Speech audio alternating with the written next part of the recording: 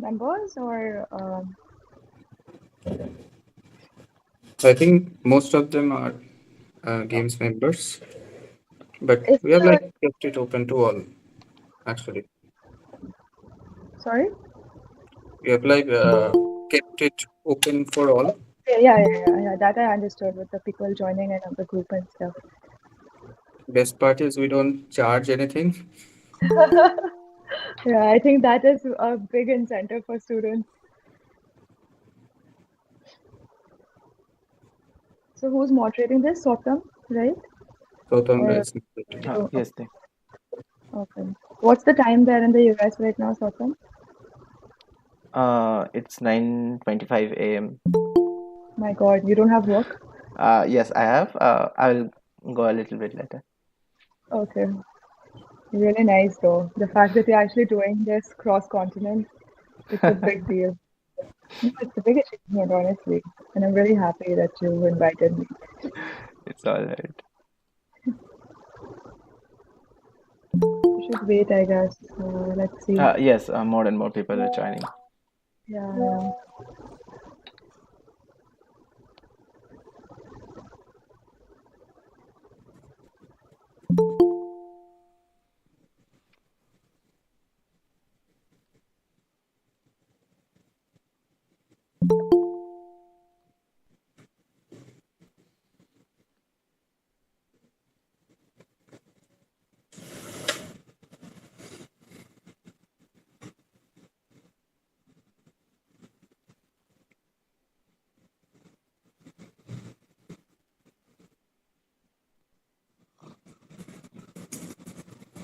Have you received a list of questions, Autumn?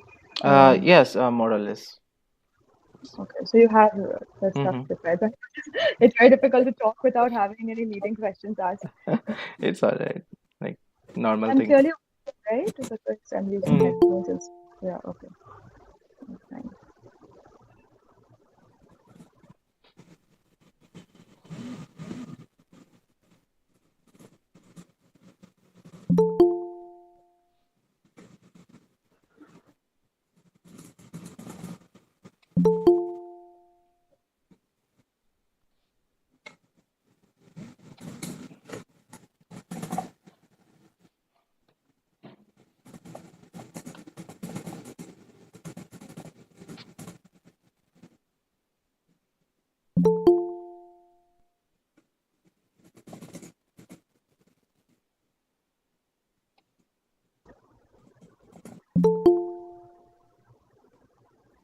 You posted the link in the group. Is that so? Yeah. Yes, that's why people are joining from the group.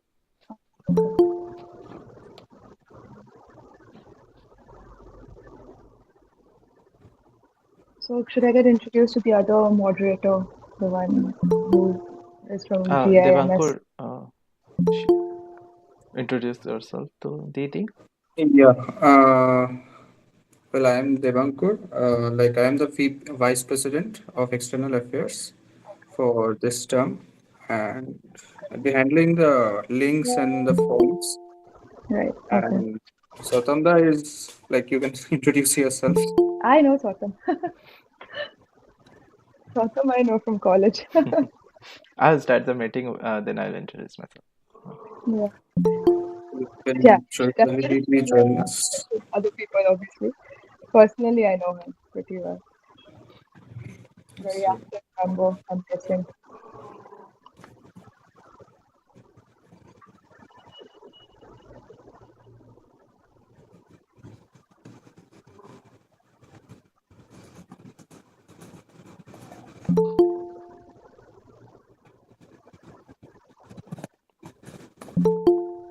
So, are you going to have a session as in you guys will be asking the questions that the students have, or will you guys be throwing First, to the first of students? all, we'll be asking like regular questions, what we are going to talk Okay, about in the session, and then we can take students' questions. okay, yeah, sure. That would be good. Mm.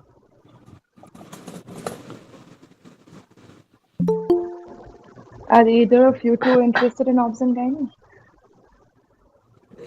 Right now, like everything is interesting.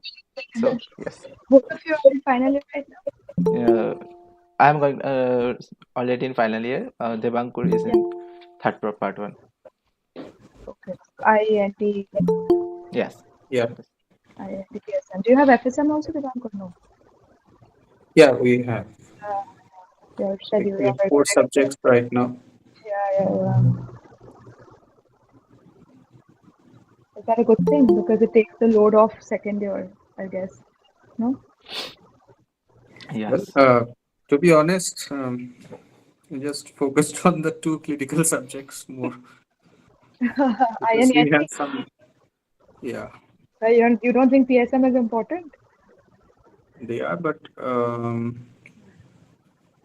basically, the classes are not that up to the standards in Huh. So that is just everyone. most of the places, I think. But technically, PSM is more important than INENT, I feel. Because PSM Pro is all tips. about, yes, it's all about healthcare policy making and stuff like that. It's very boring. I understand the textbook is equally boring, but PSM is an extremely important subject. And I don't know if you guys will see. You guys will have next, right?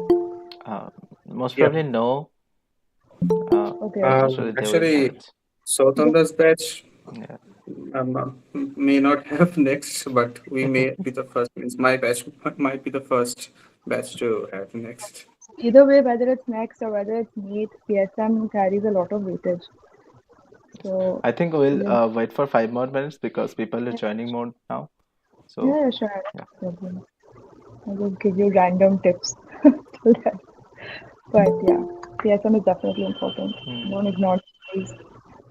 And also, you should know in terms of NEET, PSM is a tiebreaker, Okay. right? Yeah. So yeah, so if two people have similar marks or similar ranks or whatever it is, when they decide the rank list, because it's all computerized, so PSM is a major tiebreaker. So it Okay. carries a lot of weightage. OB-GYN, PSM, these subjects, they carry a lot of weightage. So don't ignore these things. Hmm. And it's very boring to study part. Very frustrating. But yeah,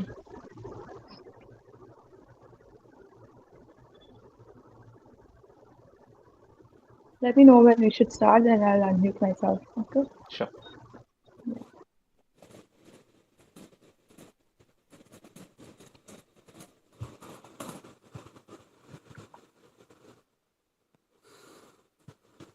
Devankur, can you write in the group ones to join everyone quickly? Mhm.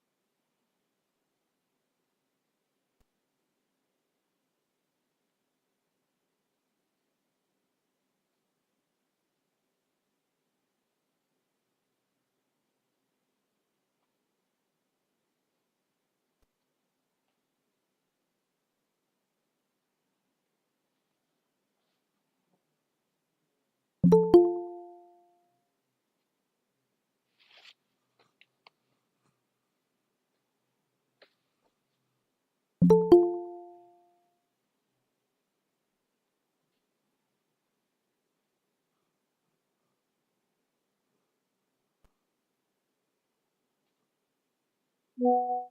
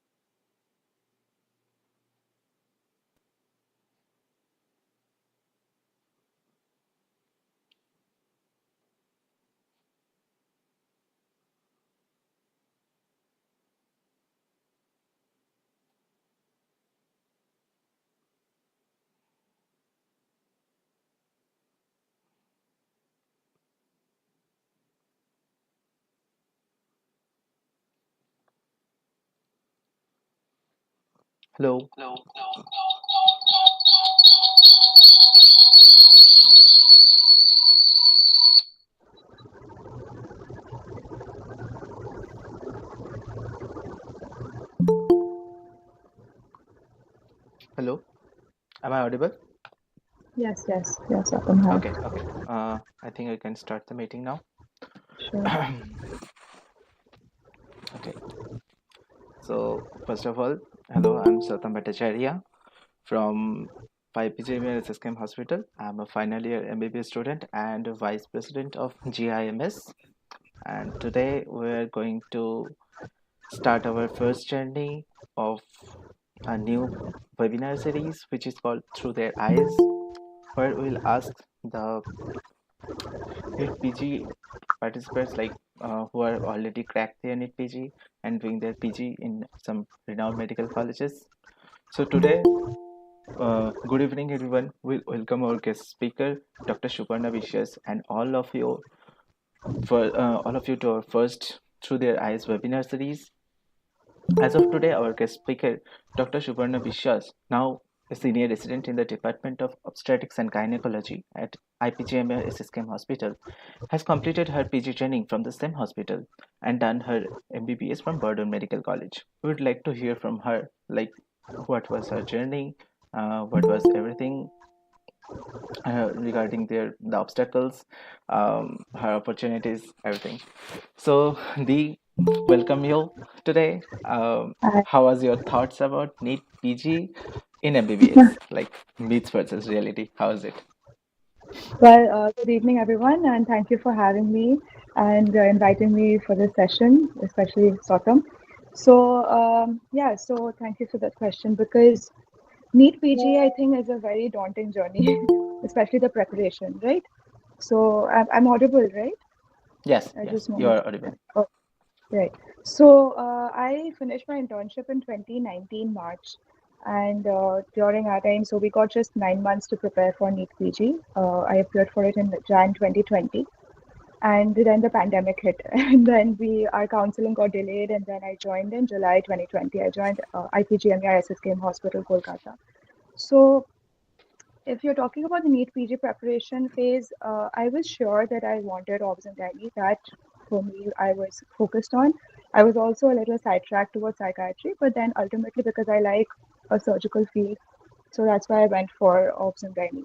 So yeah, the preparation phase was pretty exhausting, to be honest. It's something which requires a lot of focus, a lot of dedication, and those 9 months were required a lot from my end, both mentally and physically, because nowadays you guys have marrow, right? So we had dams. So we used to attend classes in halls, in these huge lecture halls, these huge auditoriums where we would sit for like 12 hours straight, starting from morning till night, and we would have to attend lectures back to back, trying to finish subjects in like 3 to 4 days. But you guys have marrow now, so I think that's a big advantage that you guys have. But then again, Marrow is pretty vast, so I think you guys have to start a little earlier. That is another. So everything has its pros and cons, but yeah. So it was a pretty exhausting 9 months, but it required a lot of dedication. That's for sure. You have these moments of mental breakdown where you're constantly doubting yourself, and you don't know whether you'll ever get a rank which will lead you onto your subject choice, right? And then it's not just about cracking NEET PG, it's about also going through the counseling process because that is another game altogether. So, yeah, because choices of people change every year, the trends change every year, the rankings and the subject choice, everything keeps on oscillating. So, I think you have to do your research, you have to be very sure of what you want. And yeah, it is a long process, it's a lengthy process, but I think if you really put your mind to it, everybody's got this. Yeah. Okay, so everyone's most highly asked question is when you started your preparation to get into NEET PG. Okay, so yeah, so basically during internship, I'll be very honest with you guys, I was completely focused on internship. I did my MBBS from a peripheral government medical college, right? So I worked in Burdwan Medical College, which is in the periphery, and the patient load is immense. And at that point, to be very honest, I did not want to think about NEET PG or anything like that. I just wanted to focus on internship because I knew I had to extract the most out of my college. So it was not just about working, but it was also about having fun. We put a lot of pressure on ourselves to kind of, get somewhere really fast. But being a doctor, our timeline is anyway really extended, okay? So if you look at your engineering friends and your non-medical friends, they're all going to be settled by the age of 21, 22, some of them by 23, right? And they'll all have really good jobs and they're out there making it big in the world. And you probably don't even have an MBBS by then. You're still an undergrad, right? So I did started my MBBS in the year 2013, and this is 2023, and by now I only have 2 degrees. Okay, it's been 10 years, and I have MBBS and I have MS. So it'll take quite some time. Some of my friends have even done, they're doing their PhDs and stuff. So I think you shouldn't be so hard on yourself. Okay, it takes time. So when you're getting the chance to have fun, which is especially during internship, you should. Now, I understand with your generation, I think a lot of people also belong to 2019 batches and below in this session. So you also have next. And I think it's easy for me to say that, yeah, okay, Dee, you went and had fun during internship, but we don't have that option, right? So, but I would still say don't put so much pressure on yourself because we are already under a lot of pressure. So when you're doing internship, try to work as if you're actually a doctor, even though none of us feel like one. But try to work as if you're a doctor. Try to put your mind into patient care. So internship is a time when you will develop great bonds with your PGTs. You'll actually end up, trying to understand yourself as a person and what you like, or which department you like, or which posting you like, which subject you like, and you'll make some great friends. You'll get to know your batchmates more. It teaches you professionalism. It teaches you great work ethics and discipline. So also internship is a test of actually learning time management. That it's not just about going there, finishing a work list and coming back, but it's also about taking time out for yourself where you can actually prioritize your health, prioritize time for your friends. So there's a lot that internship teaches you. And that is what I learned from my internship, and books I did not touch. During internship, I was completely hell bent on just having fun and focusing on working. So I had not really prepared, what I'm going to go for or what subject I'm going to go for. I just knew that these are the subjects that I do not like. I understood I did not like ortho, I did not like pediatrics. So these are things that internship taught me as a person. And but overall, I knew that okay, OB-GYN is something I enjoy working in. Psychiatry was something I enjoyed working in. Even though we don't get much exposure during internship with psychiatry, but these are subjects that I enjoy personally.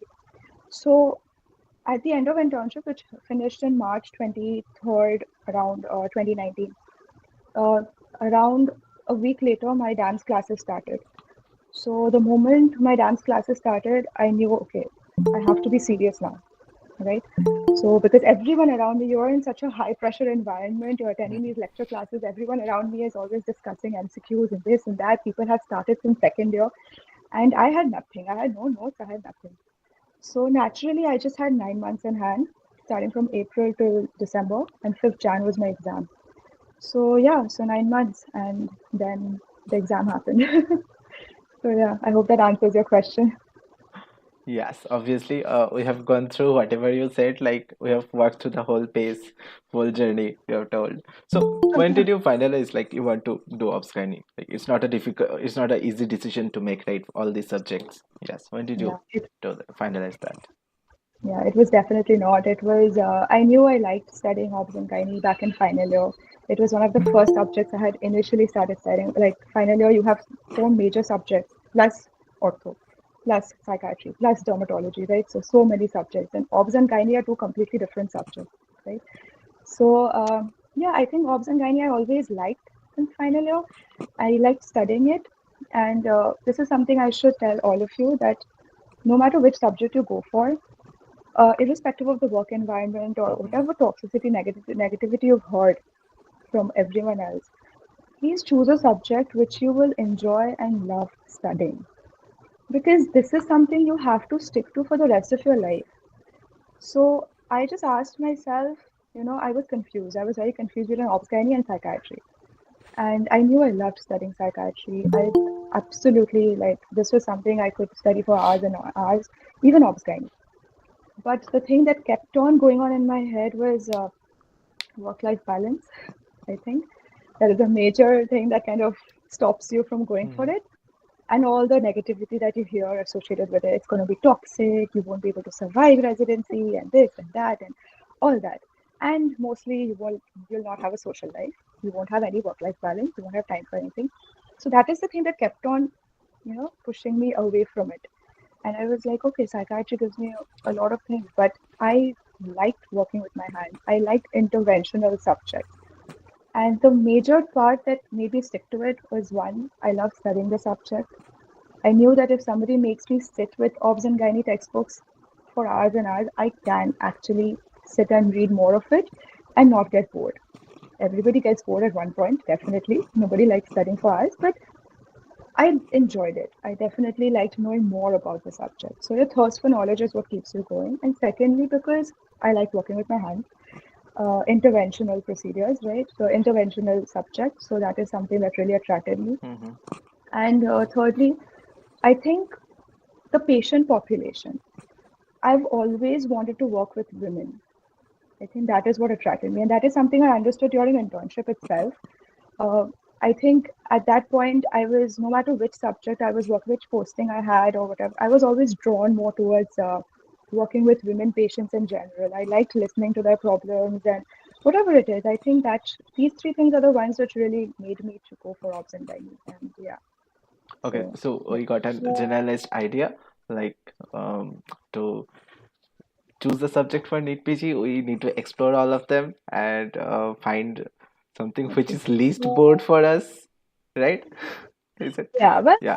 not sport. I mean, I still don't like studying anatomy and physiology if you're asking me, but yeah, the more you want to know about that subject, I think that is what should give you an idea. Yeah, that Okay. this is Okay. something I really want to know. Yeah. Mhm. Sure, no issues. So, our next question is, how was your expectations versus reality about the NEET PG exam itself? Uh, Okay. in the PG internship also, like we see in the internship period, we see them from the one perspective, and going to the NEET PG, that's the other way of the seeing the whole thing. So, how was it? Like, this is the last question, then we go for the students' questions, the Okay. participant Okay. questions. Yes. Okay. So yeah. So NEET PG. I think the during internship, I just sat for one NEET PG, which was 2019 NEET PG, while my postings were going on. And that was just for the experience of it, right? So I had no idea how long the exam was. I had no idea what kind of questions come. I had no, like, zero idea. So I just went because everybody was like, okay, you should go for it just for the experience, sit through it. That's the day I found out it was 3.5 hours long, and my rank was I think 92,000 or something. So please don't get disheartened when people rank really badly in their first attempt because it's possible. Okay, you can go from 1 lakh to a four-digit rank. You can because that's what happened to me. And and yeah, it just at that point you're just not prepared mentally, right? So it was pretty. It was like a reality check for me that Mm-hmm. okay, I really have to get down to studying because I have had no amount of studying in the last 1 year of internship. So that was Jan 2019, and then Jan 2020, I actually appeared for it seriously. I would say, you know, I did not consider it a very, there was not much of a difference from the GTs that I was appearing at home, right? Appearing for Yes. at home because I think GTs really prepare you for that exam environment, honestly. Yes, there is the pressure of the D day, right? It is Yeah. the day where your fate gets decided, and anything can happen in those 3.5 hours. Anything. And it's about what your mental setup is on that very day. So that pressure is already there. But the fact that, that environment that you create for yourself when you're appearing for GTs at home, I think that is something people should start off very early on. So April, when I started studying, I think by the end of May, I had already started appearing for GTs, irrespective of how many subjects I finished. I barely finished pharma. I think that is it, I think. Probably one and a half subjects I was going into. And then the whole doctor strike was happening, so our classes had also got suspended. So naturally, I had only done one and a half subjects, right? So even then, I appeared for GTs. And my first GT, I think I only got probably 20, 30 questions right because I was too scared to mark questions where I was unsure of the answer. And that way, I was really disheartened during my first few GTs. I thought, okay, everybody's putting up their GT scores on Marrow and this and that. And I thought I knew nothing. But I think GT is really important because no matter what target, appearing for at least two GTs per week, not just appearing for it, but also going through the answers, reviewing your answers, because that is equally important. It keeps your brain working and developing that attitude of appearing for the exam on a computer, and always appear for GTs on a laptop with a mouse. Okay, please invest in a mouse. Attach the mouse to your laptop and sit at your table as if you're actually sitting for the exam, where you're even training yourself to not use the washroom for those 3.5 hours. That is equally important, right? Because all that goes into the whole, appearing for the exam. And on the day of NEET PG 2020, I think the exam environment was not that daunting. But overall, the questions I think are a lot better than the ones that you appear for in, FACE and GTs and stuff. Because I think some of them deliberately make the GTs tougher, and the questions are usually very standard. But nowadays, I think the question pattern has changed. The NEET I appeared for in 2020, it's a lot different from the NEET that going to appear for now. So please appear for GTs because all these institutes, DAMS or PrepLadder or Marrow or whatever you have going on, Bhatia, everybody has, they're all updated with the current exam patterns. So I would say no matter how little you know or how less you think you are prepared, please appear for GT and the way I've asked you to, because that really makes a difference. Yeah. Right? Okay. Okay. So we'll go for the question. So we have a student question, participant question as what is your final rank? Okay, so I went from 92,000 something to 8,500 and 8570 to be very exact. And yeah, maybe for medicine and all that, it wasn't such a great rank, but I was happy with it because I knew it was great, good enough for obs and gynae, and I wanted Observing obs need or it was SSKM. mandatory. Yeah. So yeah, exactly. It was, yeah. So I knew that it was gonna be all right. So yeah, Okay. So we have for the student question, the pre-webinar questions, we have some of them. Like, how do you yeah. manage studying obsgyne in second year? Like, this is a question from second year MBBS student. That how she or he should start in second year obsgyne? Okay, but why in second year? Like I mean, people like is to it second get some year idea MBBS and or yes, second year MBBS, right? yeah, second year MBBS. Okay, okay. I thought like second year residency. No, Okay. no, second year. So, okay, Yes. right. Okay. So, second year, I would say start off with very basic things. Now that you have access to Marrow and stuff, I think that's brilliant because I people are more receptive to audio visual media instead of textbooks nowadays, right? So, I would say start off with listening to small concept based videos so that no matter I've seen people who study the physiology of menstruation starting from school, right? And then even as an OB-GYN resident, when people ask you questions about menstruation or physiology of it, nobody can answer correctly, right? Because everybody gets confused and everything. So these are basic concepts. So if you really want to develop an interest in obs and gynae or just studying for the sake of studying it, go through concept videos on YouTube. There are lots of great, websites or great channels on YouTube where they break down things and explain these concepts so that they stay with you for life. And no matter where you are in the world, as an MBBS graduate, you are expected to know some basics of obs and gynae, right? No matter what you're dealing with, whether you're a psychiatrist, whether you're a community medicine person, whether you're in anatomy, physiology, or even medicine, so it doesn't matter. People will expect you to know even the basics of obs and gynae, right? Because if you're traveling by flight and if you're, if there's a delivery happening, you can't just raise your hand and say, "Oh, I don't know. I'm just an MBBS," right? You're expected to know.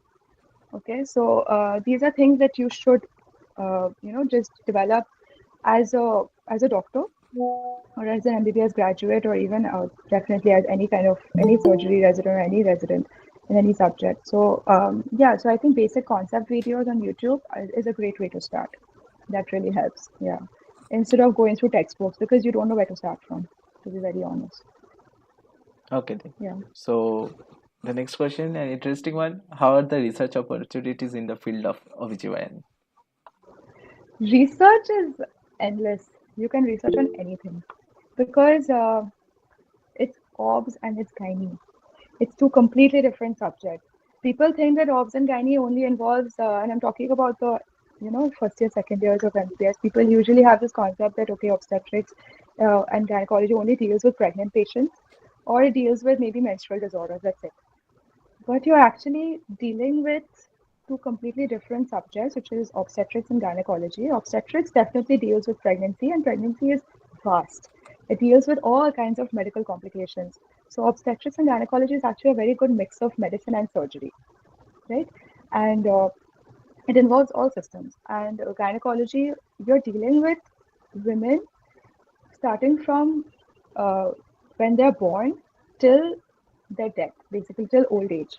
So you're also dealing with cancer patients, you're dealing with malignancies, you're dealing with so many different, such diverse range of diseases.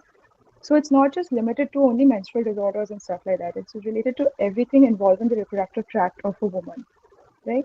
So in fact, we even get people who come to the obs-and-gynae OPD with their breast issues because they expect you to know, even though it falls under the domain of a general surgeon. But people think that okay, you are working with women, so you should know.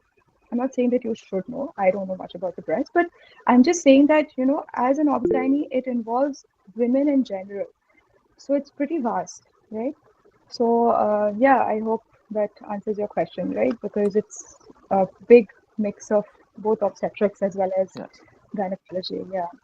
So another important Okay, so about the questions. research, yeah, okay, about the research options, I think you can definitely go into the major journal. You can look into the major articles, or I mean, major journals that are there online, because that will give you an idea of the vastness of research that actually goes on.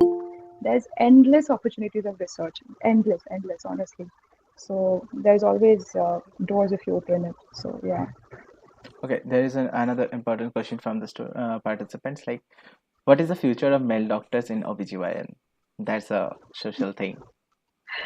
Well, I think it's a pretty bright future because we are a very woke generation, I would say. And I don't think anything's really restricted to male and female anymore because we as OB-GYNs don't really deal with female patients. We deal with patients who identify themselves as female. So it doesn't necessarily have to be XX all the time. You will get to know that it's pretty interesting because we have people with XY who identify themselves as female and still come to the OB-GYN.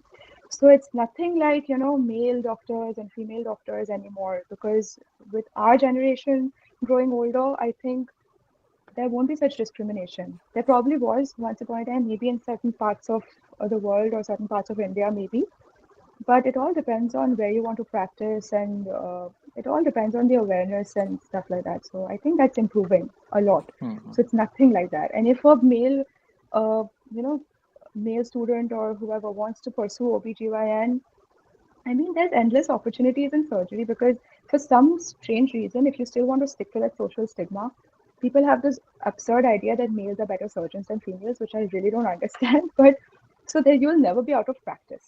Okay. So yeah.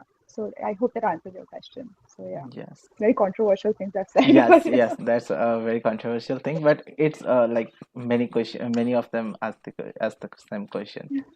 So yes. so I So think as the generation is growing older, people are getting more and more aware. So the discrimination is never going to be mhm, there. So yeah. yes. So there are some questions in the chat also. Um, like how to pick between MS and DNB OBGYN. Why Okay. MS and DNP? Yes. Uh, to be very honest with you, I don't think that there's much of a difference anymore. Okay. Uh, if you're getting DNB in a college where you're getting enough exposure to cases, you should definitely go for it. Because the advantage in DNB is that you don't have a bond. So I think that's a big advantage. If you're not getting your MS in a state which, doesn't have a bond, then I think DNB provides you that advantage. But I would say really research into the kind of hospital you're going for your DNB in, because this is something I really should stress on. As a postgraduate resident, it's not like an undergrad that you only do some NVDs and assist some cesareans and you're done. You need exposure to a variety of cases. So you should find out from the residents in that hospital, preferably talk to senior residents or third year residents. Don't just talk to first years and second years, because first year, second years will be frustrated throughout. Okay, they will mostly, unless they're really motivated, most of them will discourage you. They will say, oh, we don't get sleep, we don't get this, we don't have a life, and blah, blah, blah. But talk to third year residents and talk to senior residents, because they'll give you an overall picture of the kind of patients that you get, kind of cases that you see. And I think that really makes a difference into choosing your hospital. And in terms of degree, again, people are becoming more aware about the DNB standard of examinations and MS standard of examinations. And I think DNB in general, because the passing rate in DNB is good. Definitely, it's good. It's better than the other DNB subjects. But because there's a standardized system of examination, so DNB is actually, if a lot of you are aiming to go abroad and stuff, I think DNB is actually more preferred. MS is definitely there, but a lot of us usually go for MS and then clear DNB as well. You can also clear that in the same run. Mm. But we go for the DNB degree because I think a lot of corporates and a lot of hospitals abroad, or if you're going for fellowships or whatever, they actually prefer that DNB degree next to your name. So I don't think there's any discrimination as such anymore between MS and DNB now, except for the fact that your exposure to a variety of cases and your experience that way. Nothing else really matters. Yeah. Okay, okay. That's a like good explanation of what he asked. So another question regarding NEET PG, like how should we approach the image-based questions? How did you practice and how the Uh, exam was? so obviously, I will talk from a very personal experience because during my time, I had TAMS and I did Marrow Question Bank. So that was my only connection with Marrow GPs and Marrow Question Bank. And that is the plan I had subscribed for, because during our time, Marrow was not really the it thing. And yeah, so I think what I did was, every time, obviously, the questions that they discussed in the classes and during the lectures, all that was really important. So I would make a folder of the images in my phone. And image-based questions, I would say you have a better visual impression when you're appearing for those class tests and subject-wise tests that they have, the small tests. And also revision, I think 1 month before the actual exam, because visual impression is the strongest at that point. Whatever you're seeing, you're basically registering. It's like this adrenaline rush that keeps on Mhm. happening, right? So Marrow had this separate tab at that point of separate image-based. I don't know if it's there anymore. So they had a separate bank of images, image bank, I think they called it. So that's what I went through. So I think if Marrow does not have that feature now, you guys can write to Marrow and ask them for that feature. I'm not sure if it's there, but that really helped because that gave me a quick run through of all the possible, images that I should know before the exam. Yeah, so that really helped me. Yeah. Okay, okay. That's a quite of an experience. So, what was the most challenging part of being an OBGYN doctor? Okay. So, see, I have just started, I mean, my senior residency, so I just passed out a month ago. So, I would say uh, most of my experience comes from being a resident, right? So, as a resident, it's quite difficult because you're under constant pressure of trying to make sure everything runs smoothly. So, more than doing, especially in first year, second year, more than actually working as an OB-GYN doctor, you actually work as uh, a glorified intern. Okay.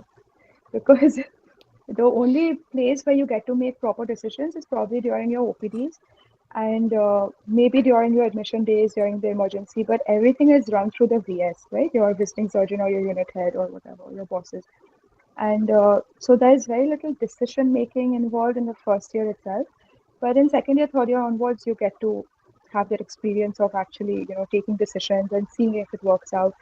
So I would say the most challenging part would, there are lots of challenges definitely, but the most challenging part would be, uh, you know, taking a decision and actually sticking to it and not doubting yourself.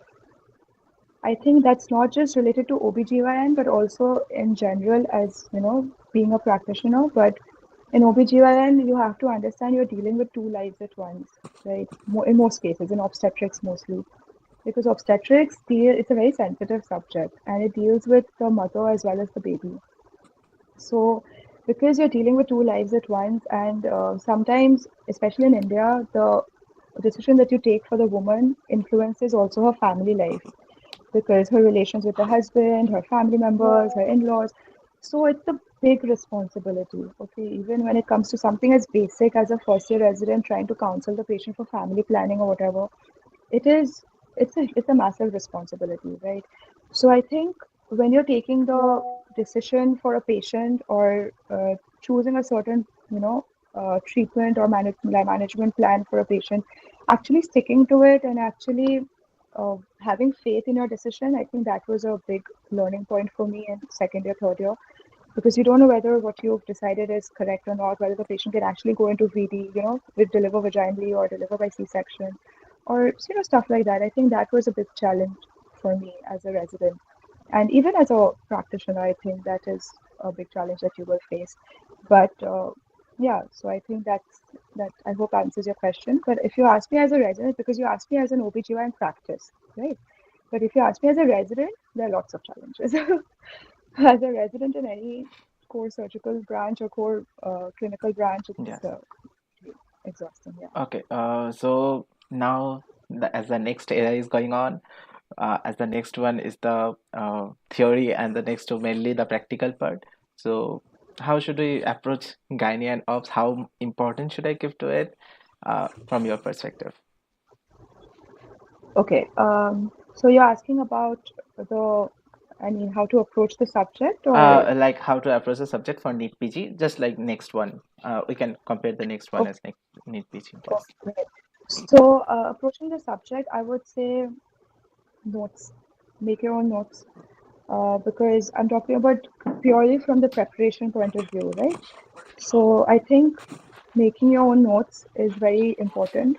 No matter how many videos you listen to, obs and gynae involves a lot of not just mugging up, but also a lot of concepts, right? Especially the anatomy and the physiology and everything. So it's very conceptual that way.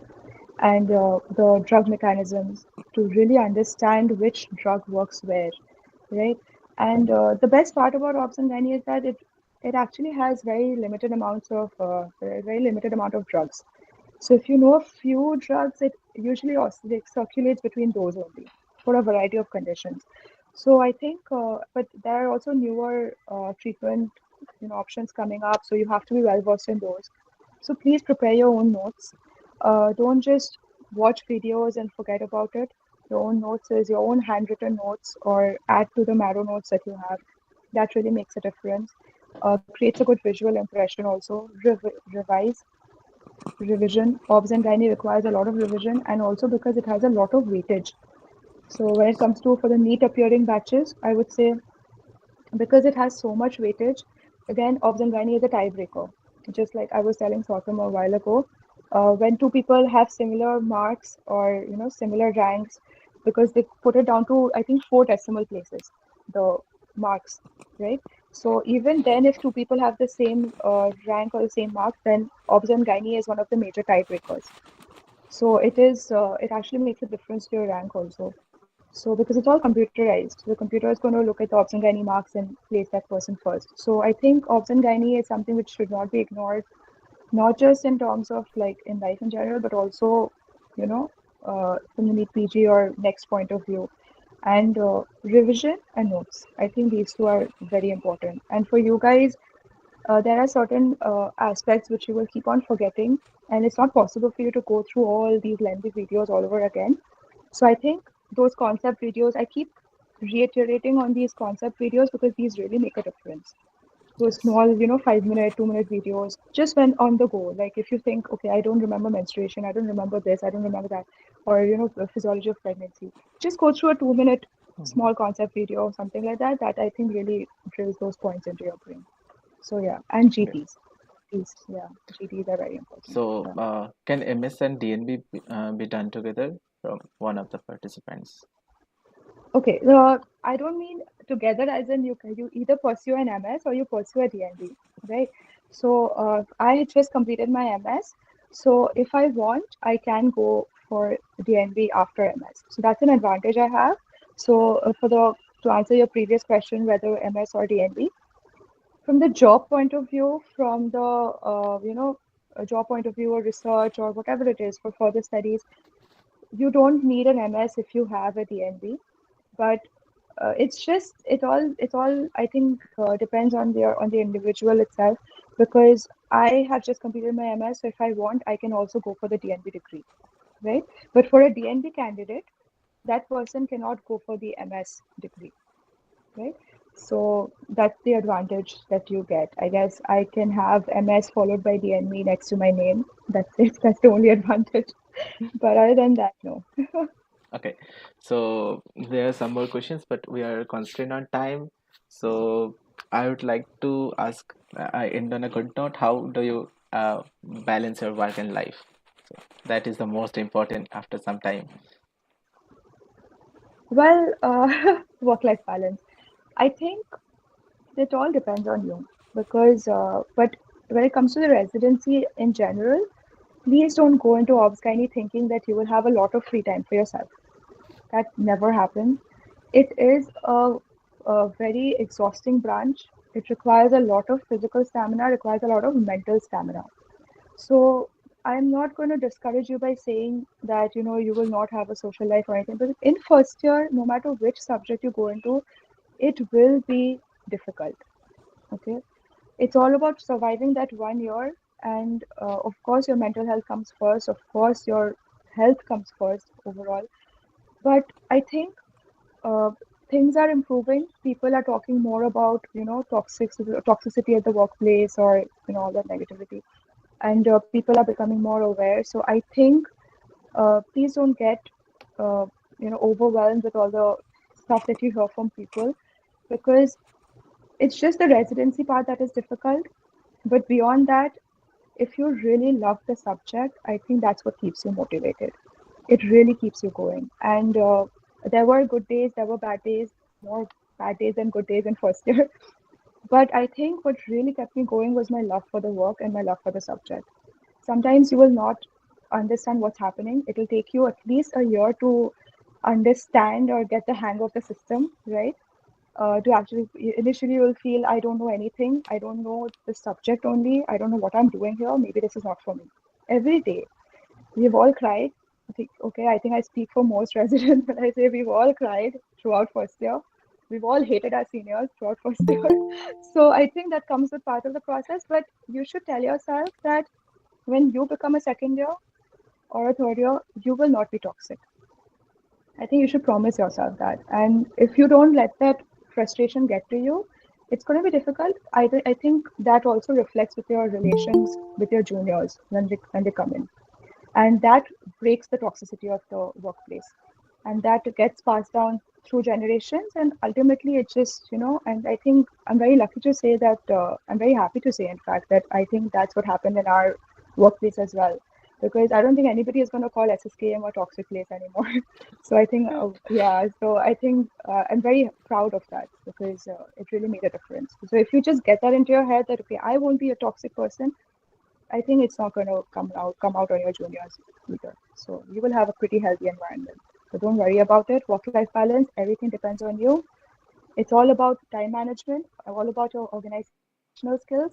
If you think you can finish your work in time, you can always go out with your fellow residents. You can have a work-life balance. Maybe not in first year, but second year, third year, definitely. Right? So yeah, don't worry about it. Everybody has fun, and it is very, very exhausting. But please prioritize your mental health and your physical health as well. I think time management is something that depends a lot on you. So if you can do that, it really works out. So don't worry about it. Okay. Okay, I think this answered all the questions in the chat, irrespective of my asking them. So yeah, thank you, Dee. Thank you for this good evening. We had a Okay. He yes, has said, please just can you question. answer Masoom Shah's question? I think that person has asked something. Can you Yes, find out? I'll do the question for you. Like, is there anything that can be done before entering residency, like studying and observing the procedures? You can, but I think the time before, once you've got your rank, once you've got your college, that time, when you're fixed with your rank and college or whatever it is, that time is the time when you should have fun. I think that is it's important to take a nice break and then join your work because once you start your work, it's going to be very difficult. Your leaves will be calculated. Everything is your routine is fixed. There's a lot of physical and mental pressure. So I think please don't burden yourself with trying to gain knowledge and see procedures and be prepared. Nobody expects you to be prepared. Everybody just expects you to be responsible. That's all. That's all that's required of you as a resident. Okay, just turn up, show your face, be responsible, be on time. That's it.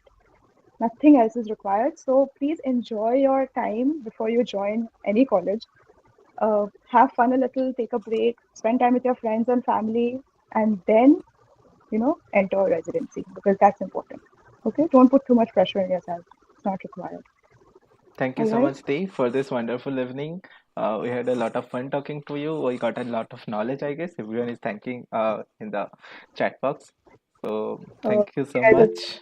Thank you. had a nice time. Your Yeah, question. you to have a nice time. Good night. Okay. So Good night. Thank everyone in the meeting, I would like them to stay. You will have a link to for the Google form to get your certificates, and that will be open for around 7 minutes. So Devankur, can you send the link in the chat? Okay, good night, Dee. Thank you so much. you. Bye bye. Good night. Good.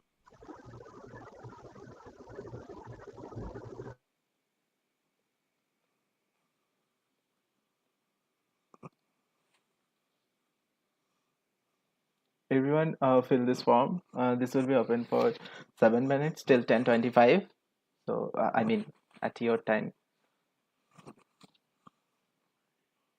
8:55 a.m. PM. So fill it by them.